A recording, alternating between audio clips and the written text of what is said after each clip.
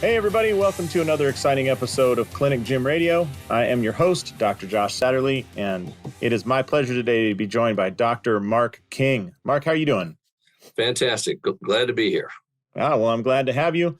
I'm glad our mutual friend, Kevin Christie, connected us, and he said that you are the man to talk to. So I'm looking forward to it. Nice of him to say that. That's unusual to hear from him, but that's nice of him to say it. Well, Mark, I know a little bit about you. You're big in the world of MPI. You're big in your practice is a big one in what, Cleveland? Is that right? Cincinnati. I keep saying Cleveland. I apologize. Cincinnati, Ohio. You're big in the world of chiropractic. You speak at Parker events. But give everybody a little background into how long you've been in practice, where you're from, and kind of how your practice is set up so they get some context for why I'm so excited to have you on here. So I've been in practice almost 35 years in Cincinnati, Ohio. We moved into a bigger place about a dozen years ago. I started the clinic with my wife in 87. She's a DC also, and now we have 8 DCs. 3 of them are part-time, 5 of them full-time, and we have 2 DPTs and we have a PTA. So we're about 10 minutes east of downtown Cincinnati. So I do that, and then I'm the current president of Motion Palpation Institute. I got involved with Motion Palpation Institute about 1994 was when I first started teaching with him, and took over as president in 2001, and I've just stayed with it. And I have Dr. Corey Campbell, Dr. Brett Winchester on the board with me. I have a bunch of other really great instructors, and we're still putting on classes, teaching manual care stuff, really all over the world. Obviously, we're focused in the U.S., but we go everywhere, South America and all over Europe and so on. It's just been a fascinating thing for me because I like being around smart people. I use the example of Corey Campbell and Brett Winchester. They're just smart people. They're also fun to be around. That's great. But, you're always learning from these other smart people that you're around. And that's that's one of the things I would tell people is, try to surround yourself with other talent. Don't always be the smartest guy in the room. You want to keep learning and keep growing. And one of the ways to do that is keep surrounding yourself with other smart, talented people. And that's a big help. So I'm still practicing patient care close to 20 hours a week, a little less, and doing my MPI thing. And then, I do some other tangents from that. But still enjoying it and still going at it pretty hard. Well, that's great. This podcast is focused mostly on chiropractors, but also physical therapists who, right, believe in kind of clinical care and the blend with active care transitioning into exercise. What I'd love to do real quick, and I know that this wasn't in the email that we exchanged back and forth, but I'm kind of interested lately in this idea of the progression you have seen over your 35-year career in chiropractic. Chiropractors 35 years ago were basically known for one thing, right? The manual adjustment. And here you are in the business of sharpening the sword with motion palpation, like, hey, let's get better at that. As other skills have been introduced, so for example, the proliferation in the early 2000s, late 90s of the soft tissue methods, right? The active releases and the Grastons started really coming on, and a lot of people got interested in that. What have you seen as a different interest level in MPI, or what is the conversation around adjusting skills if you kind of put it into phases? Like in the mid 90s, was it like we got to just focus more on the cervicals, and then it moved into extremities, and then people focus back on the spine? Have you seen some trends within that? Are you ever surprised by them?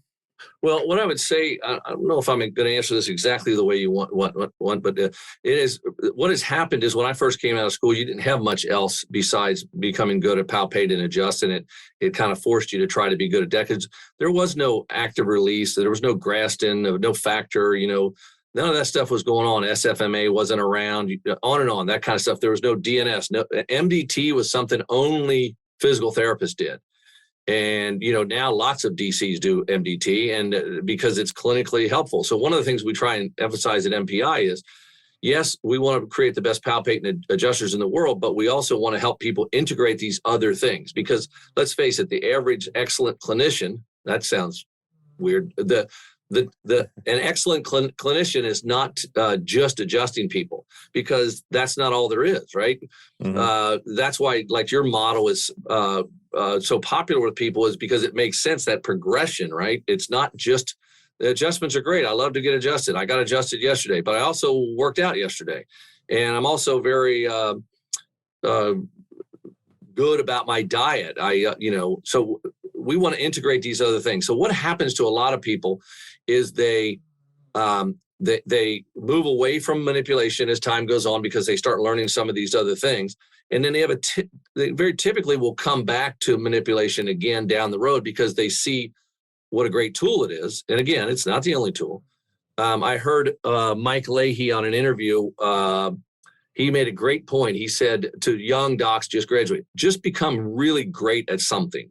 So in his eyes, that means ART, right? In my eyes, it means palpate and adjust. In the MDT eyes, it means MDT, and so on. But become great at something. We have our bias. He's biased toward ART. I'm biased toward palpate and adjust. But become great at something and then build on it from there.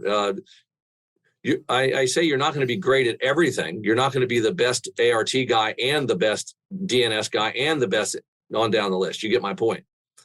So I want people to build a base where they have good manual skills, because the rest of the world wants what we have.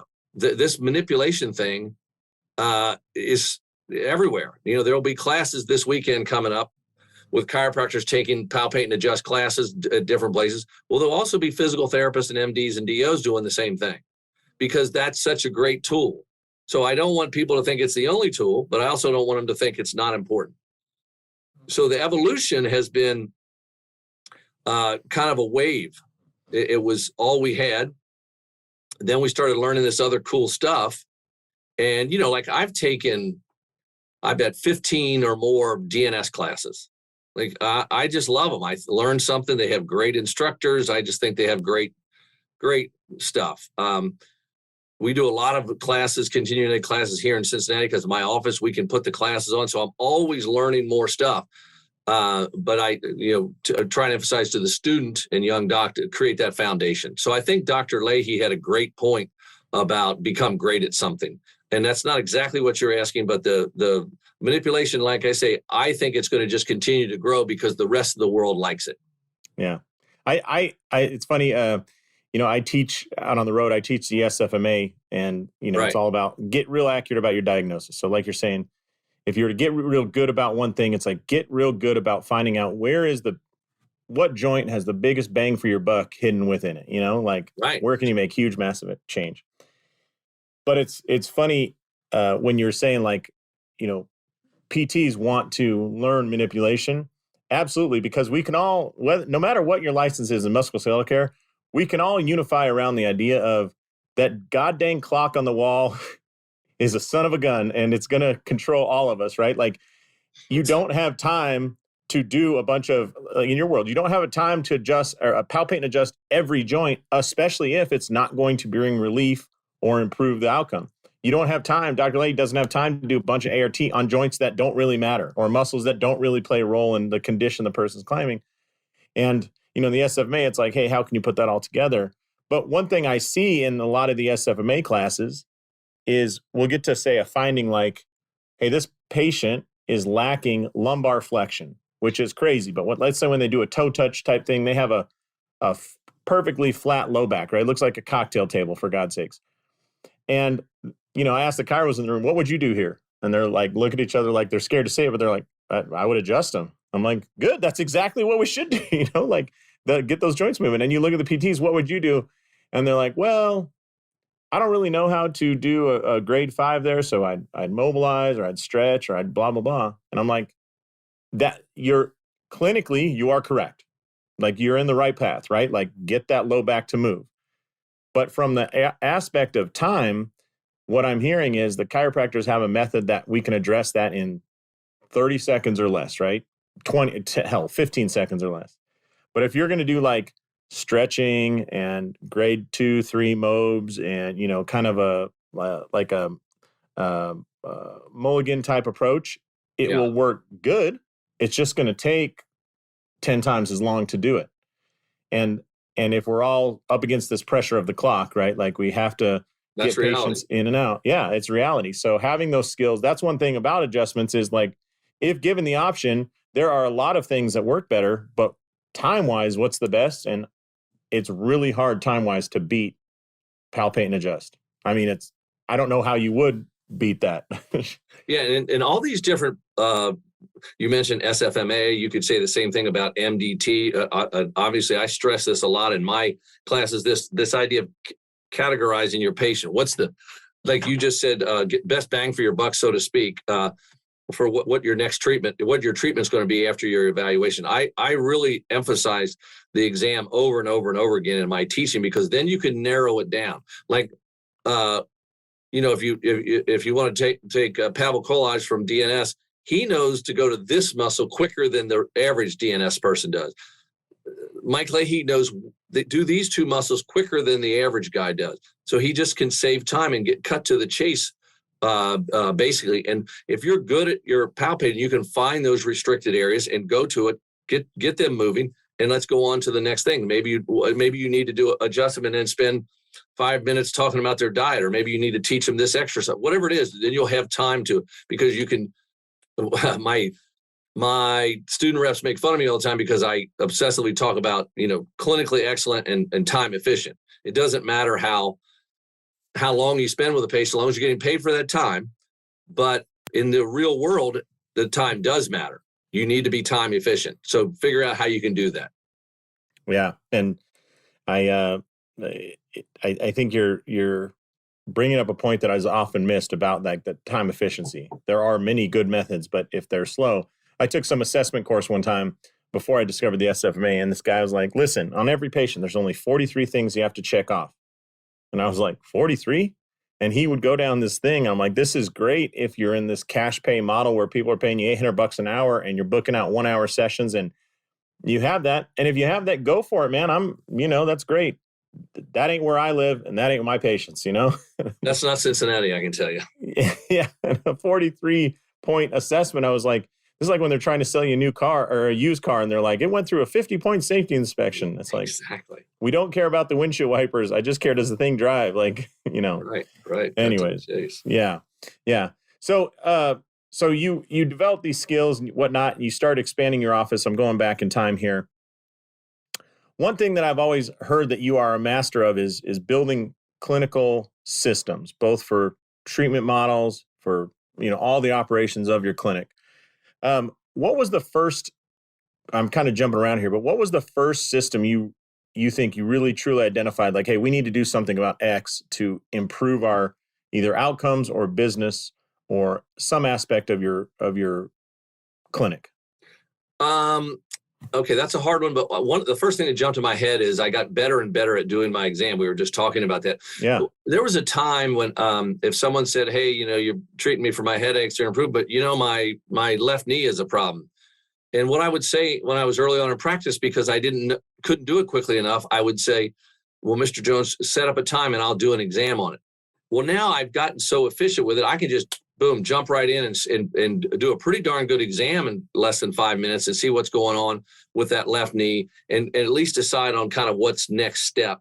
So the first thing was just that whole idea of what's your flow, what's the system for your exam. So my exam sheet, which I don't use anymore because it's in my brain, but I give it to my interns and I get anybody that would want this. And my email is drmking@mattlookoutchiro.com. I'll send you a copy of what I have, an upper quadrant and a lower quadrant. It matches up with my electronic health records. And so my flow of my exam flows with the exam sheet, which flows with the electronic health record. So I'm not wasting a lot of time with documentation. I want my exam to be smooth and quick. So in other words, the example is, okay, I'm going to have you bend down and touch your toes. Then I'm going to have you sit and I'm going to check your patellar reflex. Then I'm going to have you stand up and bend backwards. And then I'm going to have you sit and I'm going to check your Achilles reflex. Then I'm going to have you roll on your stomach. That makes no sense. Do your standing stuff. Watch them walk. Have them sit. Now on your stomach. Now on your back. If you need the sides, great. Get up. Sit one more time. Done. So you do those that flow is very quick. I do everything I need to do when they're prone. I don't want to flip them over. Now, occasionally I get confused on something and say, can you go on your stomach again? I mean, that does happen, obviously, but I'm saying the normal is boom, boom, boom, boom. You go from this position to the next position and not back to that other position again. You've covered that. It's time to move on. And with the systems, since I'm on this, you have to have a really efficient system for processing new patients, for example. My not funny haha joke, but my joke on new patients is if someone says, oh, I'm building my practice, I need more new patients. And okay, Mr. Jones or Dr. Smith, if you get 25 new patients next week, are you going to be able to handle that? And their response is always, well, no. And my response is, well, then don't worry, you won't get them. If you don't have a way to handle that and efficiently process them. So what is your new patient processing system? And because I'm not a one size fits all, I'm simply trying to be efficient. That's all I'm saying is how do I make this efficient so that I can get to process these patients. And maybe I can get 25 new patients in a week, and it would not blow my mind if that happened. Now, at my late stage, I couldn't do it because I'm filled up. But if I was doing practice and didn't have any patients, could I do it then? I think you bring up a good point too, because I recently had this experience, and I see this in chiropractic offices all the time and in gyms. So my wife and I went to a restaurant, right? And relatively new restaurant. I got recommended by the lady that does my hair, and she's like, you got to try this place. So we go in, and it's maybe a third half full. And you can see the young owners are super excited about it. They just opened. It had all the telltale signs of a new restaurant opening where the protective film they put on some stuff hasn't been peeled all the way off the appliances and all the stuff. But it's great. You can see they're totally jamming. And so the food was great. The owner, chef, who I think is also the chef, came out and talked to us and whatever. So we do what anybody would do in that situation. And over the next 2 weeks, we're like, oh man, Mark, I got a great restaurant for you to go to. I got this, I got that. And so we're telling our friends. Well, just by chance, I talked to two people that I kind of recommended about a month apart that you got to go to this place. I can't remember the name. It's like Bing. I want to say Bing Bang Bong, but that's another restaurant here in town. Anyways, recommending it. And the second person, or the person I recommended most closely at the time, we said, yeah, it was pretty good. They were a little short-staffed, blah, blah, blah. The third person, who now a month later went, oh, dude, that place sucked. They took forever to get our order. They screwed up my wife's. They did this. They did that. I said, oh, did the chef come out and talk to you? No, that they couldn't even. Our server barely came by the table, And it's to your point about they got exactly what they wanted, which was more customers, right? That's what you want. The problem was now, instead of more customers who love you, who will recommend you, who will send all their friends, I loved it. My friend was hot or cold about it. And the other one is like, hell no, I would never recommend that restaurant. So now you have a bunch of, you have one fan, and you have two people that are at best not going to come back, and at worst are going to spread bad news about your place because you couldn't have those systems to really handle it, right? And I see this with young chiros all the time. They're so and I was like this too, energetic. They want to please. They do these super long exams and these incredible, rehab sessions and all this, which is great. But as you get busier, whatever that first person promises their friend, you can't deliver on anymore, right? And balancing those two things and thinking, what is it like Greg Rose always would challenge me on this question. He said, what if what you're saying works out? What if you're incredibly successful at what you're saying? Could you handle it? And do you want it? Do you want to be if you treat somebody's foot and you're amazing at reducing plantar fasciitis, do you want 50 people coming in with plantar fasciitis next week? And you go, no, my hands would smell and I wouldn't eat sandwiches for a week, then they would all smell like feet. So it's just kind of funny that those things happen. But I think you're right. Be careful what you wish for, because if you get exactly that, it might actually screw up your business. Yeah. And so, the systems though make it so that you don't get blown away. The customers come in and you can handle it. Just like another example is front desk scripting. Do they know how to answer the question? If someone calls up and says, do you guys have traction? Yeah, we have some traction tables. My staff knows that, yes, we have traction tables. We go through it. Does anybody there I got one of my docs, the number one DNS guy in this area. Do you guys do DNS? Well, we've all taken a ton of them. And one of our guys is a guy named Dr. Jason Placeway. He's really strong in DNS. So if someone wants DNS, he's the man. Now, we all do it, but he's been to Prague and done it all. And, he's very, very good at it, just plain out good at it. But my point is, the staff knows he's the one if there's someone's really looking for a DNS master, so to speak. So that's another way you can work on your systems is that scripting at your front desk. And you just have to, in the staff meeting, you just have to practice and redo it. And one thing, I get a lot of questions about that, and people are like, oh, do you have systems and KPIs? And I think there's actually a lot of intimidation because I think people are often looking for what would be the perfect system, the perfect script for their front desk. And I don't know about your experience. I'd love to have you talk about this. But my experience is, even if you just hopped on, pulled up Microsoft Word and you say, hey, Mark, what are 5 bullet points we want to cover when people call and make a new appointment, right? Like, hey, number 1, be sure to bring your ID and insurance card. Number 2, park in the lot that's just to our north, not the one to the west. Number 3, show up at this time. And then, 5 bullet points. That's it. That's the script we have right now. Now, in the future, we can build it out. And we can build out the question. Well, we're getting a lot of questions about DNS lately. I don't know why. Great. Build out a little bit about that. But it could start as simply as just a few bullet points. It doesn't have to be paragraphs, and it doesn't have to be perfect. But any script is going to work better than the one you're currently not using.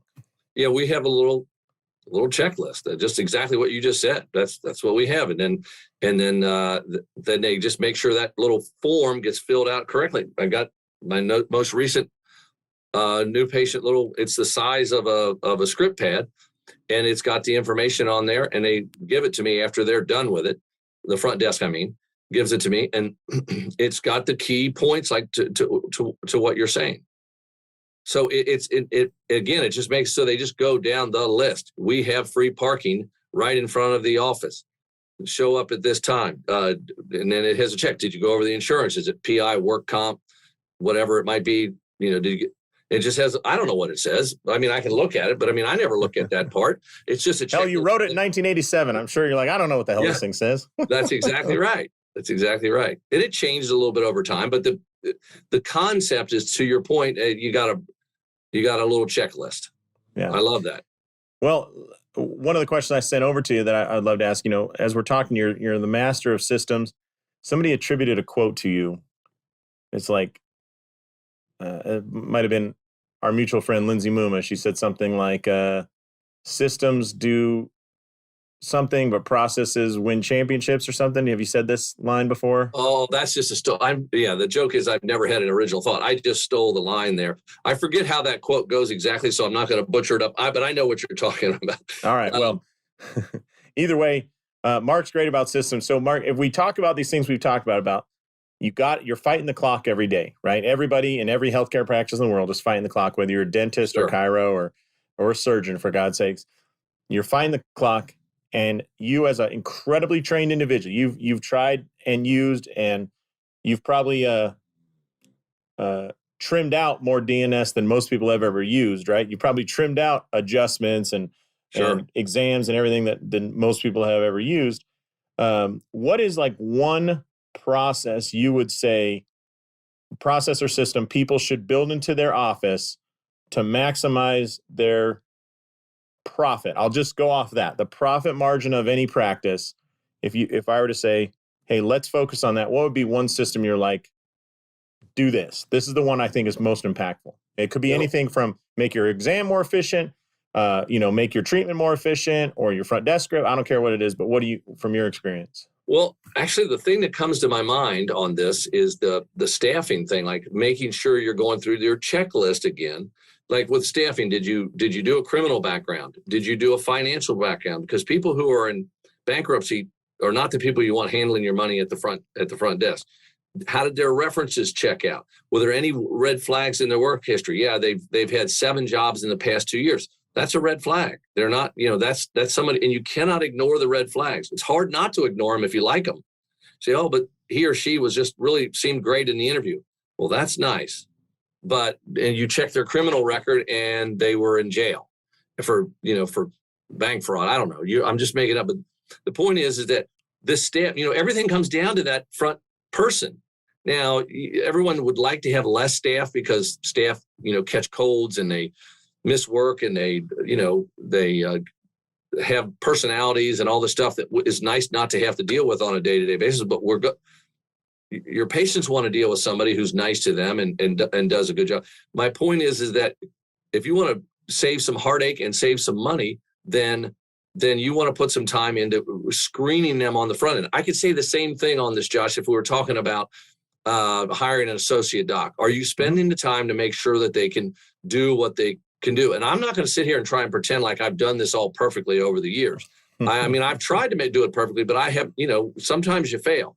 But at least give yourself a running start, a chance to get it right on the front end. Go down the steps. And if it's not adding up, don't dive in. Just wait and keep looking. Well, it's interesting. I think you just did a great analogy, because I think everybody listening to this that has a healthcare license, when you get a new patient, right, you ask your red flag questions. You're listening for those red flag questions, right? Like any nighttime pain, any night sweats, recent weight loss, blah, blah, blah. And why are you doing that? Because the chance is, if they come into a musculoskeletal clinic like a chiropractic office or physical therapy, 99% of those people do not have cancer, don't have an infection, don't have horrible, bone quality, 99%. But the percent that do are that it's so dangerous to proceed that we want to change the process or the method that we are going down, right? And you're saying that, hey, take that same approach for your employees.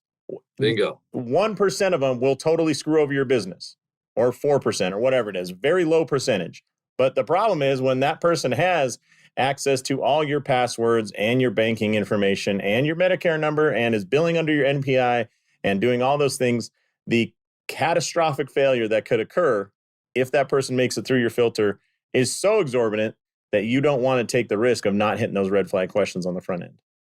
Yeah, and so like different places have different philosophies about this. My approach with whether we're talking about an associate doc or an associate physical therapist, I want them in there for the long haul.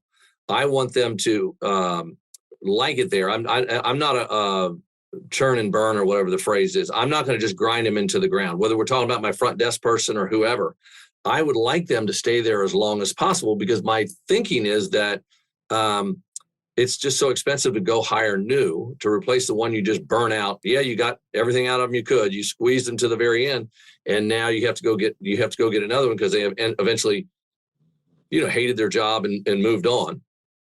And another philosophy, this is called a tangent here, Josh, but one of the things we decided on CAs is we've got some people that have been here a really long time, and they're fantastic. But we've also, you always have that 20% that you're all at the big turnover. We have 80% that's been here for forever, and then we have 20% that's always turnover.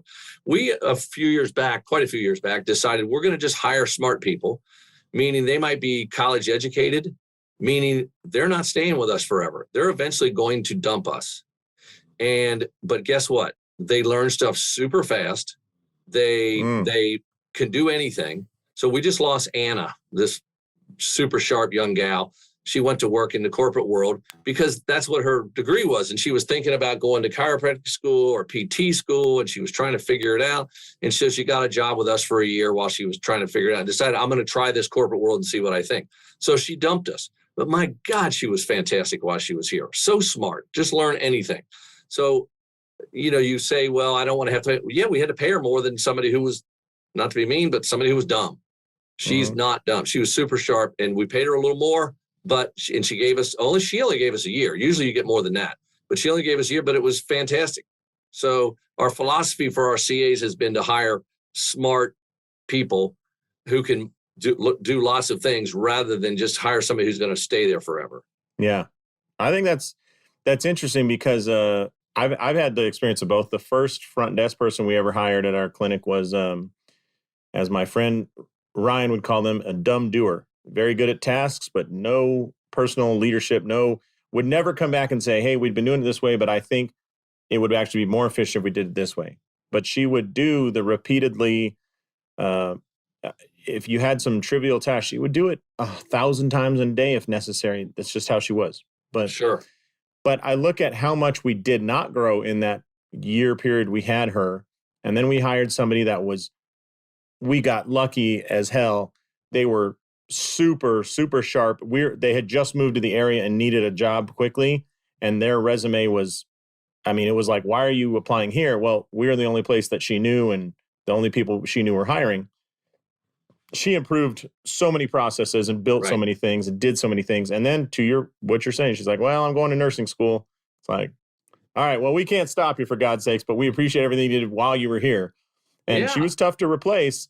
And we found somebody, but yeah, it is funny because in that same year period, what that really excellent person can do versus what a mediocre person can do is drastically different. And if you get 3 years out of them, it's even better. And just to some of the things they see that maybe you didn't see and I didn't see, but maybe the other CAs didn't see, that they see stuff. And it jumps out, we can do this and save 20% of our hassle right here doing this. Boom, let's do it. Yeah. It happens over and over again. Right. Yeah. And to buy that skill or that thought, you pay maybe a couple bucks more an hour for every hour she works. But when there's that breakthrough, you made it back tenfold, right? Yeah. So Return Mark, on investment. Yeah. So you've seen the highs and lows. You've seen the economy in multiple different states, right? Crazy inflation. You've seen the bust. You were in practice during the .com bust, the 07 crash of the market, and then you've seen incredible prosperous economy going, right? You've seen all those things as you were building your practice. Can you talk a little bit about a time where either internally something in your practice or the way the business is going, things kind of appeared like they fell apart, you were able to fix things, and now you learned some lesson along the way? Is there some time where, sure, there's some people listening going, oh, this guy doesn't know what the struggle's like to be a single doc in an office. He's always had 8 employees from the day he started, or 8 practitioners, and people want to work for him. He has the biggest clinic in his area. I'm sure they forget about the fact that you and your wife both had student loan debt and, just graduated and whatnot. What was the time it kind of fell apart, and what'd you learn from it? Well, as I think about that, Cincinnati, I'm lucky, has a relatively stable economy. So we have done a fairly steady climb as we've gone along. But what happened is in our world that was a bummer, as an understatement, is Cincinnati is very heavily managed care, and it has progressively gotten more managed care over the years. And so what that means is they just squeeze you hard, right? Your audience knows what that means. Let me just make sure we have the right context for everybody. Because if you're not in an area with a lot of managed care, you might not know what that is. Okay. So typically, very, very large employers, so prolific amount of health insurance, right? And then the health insurance, though, is squeezing every single drop out of every single provider. So in Vegas, we have the big strip employers. I'm based in Vegas. We have the big strip employers. But then when you get off the strip, it's mostly like small, medium businesses, right? Sure. Versus an area like Cincinnati, where you have some mega employers that have hundreds of thousands of local employees, right? Each one, maybe millions of employees. So if you get on a Blue Cross Blue Shield panel, as one example, that gives you access to literally more patients than you could ever handle. Sounds great, right? But what did you learn in that? So you got all that managed care. Sorry to cut you off. I just want to illustrate for people that don't understand that kind of setup. Yeah. So that's exactly what happens is you're on the plan, and then people can use their insurance to come see you, and they pay you less than, they pay you a reduced fee. It started off with, they reduce it 20%, and then it's progressively gotten worse and worse over the years. And then eventually you have to say, okay, is this company worth staying with? So, for example, we dropped out of Cigna. I guess it's been well over a year now. I forget how long, a year and a half ago or more. We dropped out because they just weren't paying us enough to make it worth staying in. And The funny thing is, Cigna called us back and talked to my office manager. Said, "Well, we really don't want you to go. We'll pay you more." Oh, okay, great. How much? We'll pay an extra $2 a visit. And we're like, "Oh, no, we need you to pay us an extra $30 a visit, an extra $40. It's terrible." So we still had to drop out. It's just one example. But that was one of those things where what we said was, we have to be more efficient because we're going to get what we're going to get. So if you know that you're not going to get paid for your physical therapy, for example, you either charge cash or you start a physical therapy department and have it separate, or you refer out for the physical therapy and you concentrate on manual care. So that's an example. Okay, United Healthcare in our area pays $55 no matter what we do. We get x-ray, treat, examine, do traction, anything you want to name, $55. So what we do is we work with, we focus on the manual care with those patients. Most all of them need physical therapy at some point, right? They need some kind of return to function, strengthening, all that stuff. That, again, to this clinic gym hybrid concept, the point is that eventually, so we just refer them to the physical therapist and let them do that. And rather than me spending a lot of time on something I won't get paid for, at least they can our physical therapist can get paid for it. So you have to learn how to be efficient. Now you say, well, you should just do what the patient needs. I know. Well, I know, but I'm not going to get paid. And if I send them to an excellent physical therapist, why is that different than if I do it? The physical therapist certainly knows I'm biased. I hired these physical therapists. I know they're fantastic. So the point is, they come separate appointment for their physical therapy, separate from when they see me. So I might treat them for a while, then refer them to physical therapy. That's kind of a common scenario. Or you do the exam on somebody and say, you're stone cold, a stability case. You need to spend very little time with me. You need to be with a physical therapist and spend hours getting reps 2 or 3 times a week for a month and so on. So I'm getting long-winded, but what I'm saying is we figured out that measure it. Are you measuring it? Meaning if the XYZ insurance company is not paying you well enough to make it worth it, you've got to drop out and replace them with other patients. It's just like if you have a patient that's a energy vampire, just sucks the blood out of you every time they come in. Get rid of them, and you'll get 2 or 3 other good ones to replace them. So if you've got something that's killing you and squeezing you and you can't make any money on it, get rid of that one and focus in another area. So we had to analyze that, and that really made it more difficult. So we have very tight margins, much more tight than a lot of other areas in the country. So, and we're constantly trying to figure out, do we drop out of this company? Do we add to that one, and so on? So that's an example of adapting to the situation. Let me ask you this. You seem like a pretty analytical dude, and you kind of take a really smart approach. Did you analyze and realize, hey, we're going to have to get rid of, Cigna or whatever? I'm saying back when managed care really started pressuring your area, or as most people do, did you start feeling the pressure of, Jesus, I feel like we treated everybody and there's no money in the bank account. What's going on? And you felt that pressure first. So at the result, not see the writing on the wall early enough. No, definitely the latter. I definitely. Okay, so you are human. You screwed it up like the rest of us. Okay, that's good to hear. I definitely was like, wow, I'm really working hard here, and money's not coming in as it should be for what I'm doing. Yeah, we had an experience, just for everybody listening, similar. So the repayment. So one of the biggest employers out here had great insurance, had Aetna. They would pay us $121 a visit on average, right? Sometimes it was $150, sometimes it was $93, but it was $121 average, which is, at least when I started, that was great money, and you could really make that work, right? Sure.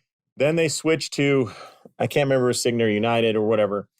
But 2 things happened that kind of were a shock. Number one, the repayment on average went down to like 86. So significant drop. But the other thing that really killed us that we realized was Aetna was reimbursing us on average about 26 days after submission, right? So less than 30 days. Mm-hmm. The other company averaged 5.5 months, I can't remember, it was like 161-day reimbursement. So there was a period there where when they switched over from 1 month to 5, basically for 5 months, we got very few reimbursement checks in, and then they started to flow. Well, that presents its own problem. That, Cash flow wise, sure. Yeah. So I would highly recommend anybody, don't just think, oh, well, on average, we get this much. How soon do you get it? Because if, it's like the world of PI, like it's really tough to make a PI practice work the first couple of years because you're getting there's no, you're billing out all these liens and you don't have any cash flow in. So it can be. Well, that's all part of the analysis that it is the way to do it. I'll be honest with you on this, Josh, is that I have a tendency to just, you get busy, and a lot of it is at the end of the month, how much did I get a pile of money? And if the pile was big enough, I move on. And if it's not big enough, I start asking why, and then we start fixing things from there. Yeah. Now we do that.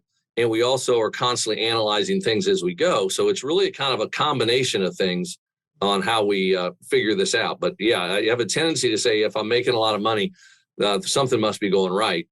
Yeah. And like you say, if an insurance carrier suddenly doesn't pay you for 5 or 6 months, well, then you're going to feel that. And okay, why am I not getting paid as much this month? And then go in and figure it out from there. Yeah, it's funny. It takes you back to, I had to take a statistics class in college, and I was like, why the hell are we doing this? Like, come on, man, I'm an exercise science major. Like, I'm not going to use this. And holy crap, do you get back to, wow, that's really useful, right. Like, because our repayments for that period were $86, but I realized there's only 4 entries in that column at one point. It was an $86 average off of 4 entries because we're waiting for over 100 EOBs to come through.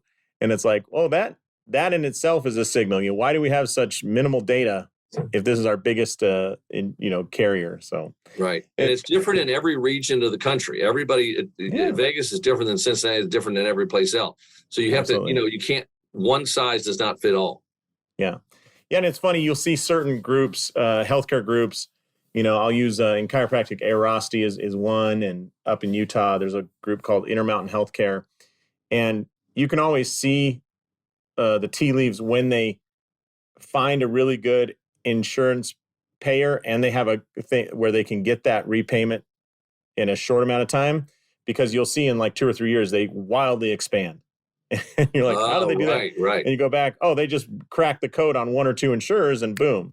And you just start searching out like, hey, we'll serve all those, if it's United, we'll serve all your United healthcare people, blah, blah, blah, blah, or teachers union or whatever. And it's like, yeah, it's because the cash flow just starts spilling out and you're like, oh, this is perfect. So yeah, they do that. Some of these groups do a good job of sniffing that out. Yeah. So anyways, Mark, I'm having a hoot talking to you. I really appreciate the time today. Let me ask you this last question before we wrap things up. Again, you've been in practice 35 years. You've done DNS. You've done, my experience with DNS. The first time it was recommended to me, I went on the website. I saw a bunch of kids crawling around in diapers, and I thought, who the hell is saying this is great for exercise? Like, this doesn't, I don't know what kind of exercise you're into, but this ain't me, man. But I imagine over 35 years, you've been exposed to some incredible concepts, and some that were probably way ahead of their time and some that were behind the times. Can you share with us maybe a story, something that you at first thought was completely silly and you have found over the years incredible usefulness in it, whether it's a treatment method or a diagnostic method or even an orthopedic test that you thought was, I can remember the first time I saw Craig's test, I'm like, there's no way this is accurate. This is so simple, and therefore it has to be inaccurate. And I'm always amazed it's one of the most accurate and simple orthopedic tests to do, and it has great usefulness. So is there anything you stumble upon or that really picks your brain about, man, I discounted this at first? Well, yeah, I have several, but a couple easy ones are, I've over time, a lot of times, if you can apply this to the nutrition world, to the exercise world, to the manual care world, acupuncture, and so on. People will say, well, is it good for me to take glucosamine? And the answer is, well, probably you should try it and see if you're a responder. And if you respond to it, then great. If you don't, then you can take it or not. CBD, is CBD good for me, Dr. King? Well, you can try it if you get the right dosage and correct way to do it. Try it and see how it goes. What I'm getting at is pay attention to what works and what doesn't work. So I don't know why this seems so basic that I feel a little silly even telling you this, but I've put a little more emphasis on, well, when I do these exercises, that I feel better. Okay, keep doing that. When I go to this exercise class, I'm hurt for 3 days after the exercise class. Okay, it's time to find a new exercise class. When I eat this food, I feel great. When I eat that food, I feel lousy for a few days. It sounds condescending, but you've got to listen to some of those findings. It's just like, when I do these stand up and bend backwards, it makes my low back feel better. Okay, so through the day, you've got to stand up and bend backwards. I mean, again, I don't mean to sound like a smart aleck, but you're saying what seemed too obvious, what was silly, what was whatever, however you worded it, but it was like what was really easy, this idea that it's okay to try these things. If it works, keep going. If it doesn't work, it's time to change that. What people think about when they go to exercise classes and get hurt all the time is that, well, as I get stronger, I won't be so hurt. As if I really stay strict on this certain kind of diet, eventually, as I stay strict with it, eventually it's going to start working for me. Well, maybe it's not going to. Maybe that exercise class, you've got to find a new one. It may not be working for you. Again, like I say, it seems so obvious, but that took me a long time to kind of figure that out, that, hey, this is working for you, keep doing it. Hey, this isn't working for you, stop that. A little bit silly, but it was a big thing for me. Yeah, that seems so simplistic, but so valuable. And the other thing, I mean, if there's any young providers listening, I am shocked still to this day. I've been in practice for 15 years, so you only got me beat by a smooth 20, But to this day, you're saying responder, I think that's a great term.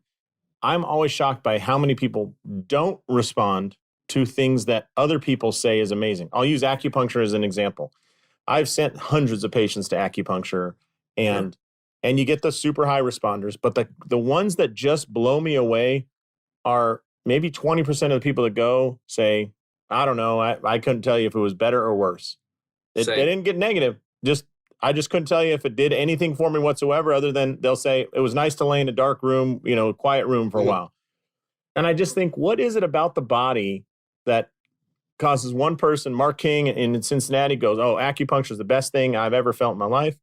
And the same treatment process, the same diagnostic process being used on Josh Satterlee in Las Vegas. And I say, Mas or Menos. I couldn't tell you a difference, right? And that one really kind of illustrated to me as well. Chiropractic's like that. My wife does not do well with cervical adjusting. She's a kind of a long, lanky neck, and she does not like the stimulation of the mechanoreceptors and everything. She gets woozy afterwards, and she feels unstable and whatnot. And I try and tell her, babe, you were unstable before that. Like it wasn't the adjustment, which she doesn't appreciate and gets me in even more trouble. But in all seriousness, like it's funny how some people respond that differently, and taking that into account and, making notes in your treatment plan. I have a professional golfer. He's been on the PGA Tour for 21 years, cannot be adjusted prone. If you adjust him prone, you will have problems in the next 3 days. And it's like, might want to make a note about that in your EHR, right? Right. And I say that to patients. I'll do a lot of like 3 times a week for 3 weeks kind of treatment plans, because at the end of that time, I should be making some kind of progress. And I say to them, when we're getting ready to start the first day that we're going to start treatment, like in 3 weeks, you need to be significantly better or resolved. And if you're not, then we need to step back, take x-rays, do an MRI, refer to another practitioner, do acupuncture, something, right? So if I think it's a case where I'm going to be able to help them, I think they're going to get better. We're going to start treatment. But what if they don't? Because we've all had it. We've all had that patient who we thought was going to be, let's go, it's going to go well. And they just didn't improve. Well, then you've got to step back and you've got to reanalyze, and then you've got to get more information. So the line I always use is I say, does that make sense? I've treated you for 3 weeks. I'm fairly decent at this manual care stuff, and I know a little bit about rehab. And maybe we've talked about your nutrition, so we at least cover the biochemistry part, and you're 3% better in 3 weeks. Does that make sense? The answer is no. Okay, Mark, you are missing something. So let's now go get more information. And again, maybe it's x-rays or MRIs or whatever it might be. But you have to, you give yourself that clinical trial. I think with drugs, it is where it will happen first. They'll eventually be able to do a blood test, do a kind of genetic testing that, okay, John Doe is going to respond to this medication, but he's not going to respond to that one. And over time, I think that'll become more and more common, especially because there's so much more money in drugs that, they won't have to say, go try this drug. They do the exact same thing. Go try this drug, see how you do. And eventually they'll be able to say, this drug is supposed to work for you. Go take this and come back in 2 weeks or whatever they do. I had an interesting one along those lines recently. I went to the dentist. I had to get a filling, which I haven't gotten a filling in 25 years, I think. And they gave me a micro dose of the lidocaine, like the numbing agent, and they started a timer. And they had me feeling, and they were looking for how long does it take for me to process it? And I can't remember. I got over 3 minutes, and they said, is it still numb? Yes. I could see them do some calculation of knowing how much to pull for me, because that office has learned there are high metabolizers who will burn through the lidocaine like crazy. Uh-huh. You want to know that on the front end rather than when you're halfway into drilling into the tooth and the person jumps. And I was like, wow, that's incredible. Like they're starting to do it like have a dose response kind of curve. So I was, but yeah, I believe that we will see more and more of that accurate, what will you respond to, what you won't you, and therefore that will affect our treatment or our approach. And in the meantime, for you and me and our listeners, we do these incredibly good exams. So we're most likely to put them in the correct category. And if you put them in the correct category, your chances, and the research backs this up. This is not just my clinical experience, which it also is that. If I do that good exam, put them in the right category, do the proper treatment, my chances of success go way up. Yep. And then finally, and yeah, I 100% agree with you. And take that information and tune it to that patient. They do better when you bias towards exercise. They do better when you bias towards manual care. Cool. Take those notes and you'll become in your area, the world's greatest treating clinician. People love it. So, Well, Mark, there's so much we could do here. Couple things. Number one, can you share your email address in case anybody has a question? You offered to share that upper quadrant, lower quadrant exam.